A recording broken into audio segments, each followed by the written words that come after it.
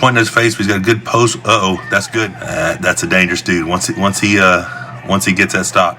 But that's the guy you don't want to let come out.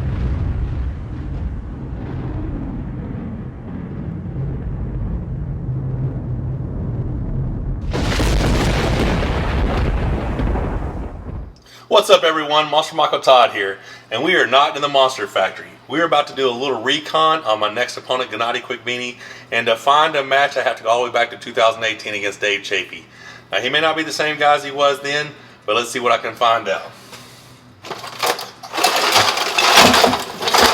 So I decided why not kill two birds with one stone, so while I'm reviewing this match, I'm going to be doing 15 minutes of icing. Here we go with the first start. Fast hit by GENADI, but coincidental elbow fouls.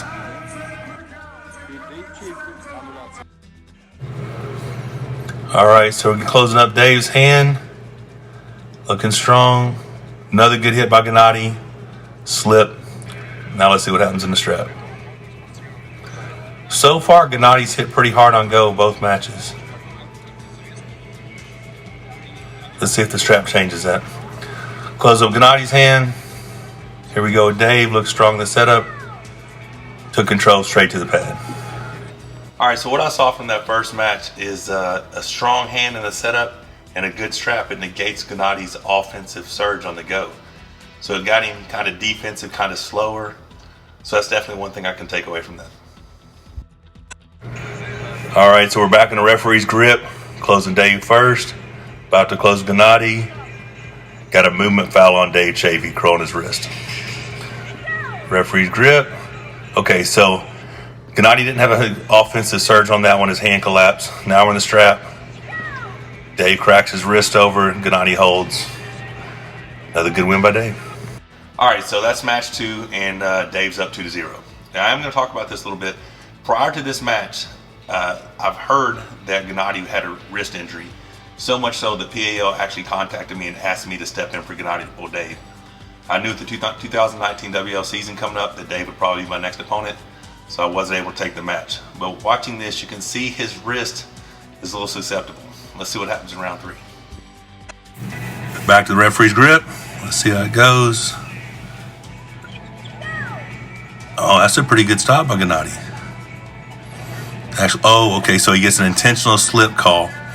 So he dumped his hand, denying the grip. They call him for an intentional slip. Here we go again. Dave takes control. Kind of looks like GENADI just let that one go, but that's 3-0. You can kind of tell in that round that his wrist was giving him a little bit of trouble. He did drop down, lose his hand, lose his riser, get the intentional slip call. And like I said, looked like he kind of just gave up that second match. But let's see what happens in round 4.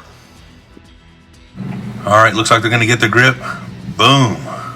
Perfect hit. Very aggressive GENADI. Cracked his wrist.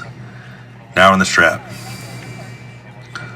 Closing Dave. About to close GENADI. His knuckles pointing at his face, but he's got a good post. Uh-oh, that's good. That's a good match. Okay, so Dave got the foul, and now you have a confident GENADI.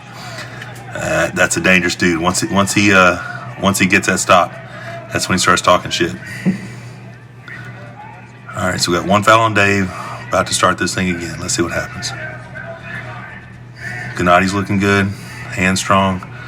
Good post, good top row. And that's it right there. All right, so, wow. All right, so that right there shows you that that dude's a warrior. He'll keep fighting. But that's the guy you don't want to let come out. He's a lot like me. It's like when he gets up there to arm wrestle, he's not 100% sure that he's ready, that he's prepared, that he deserves to be there.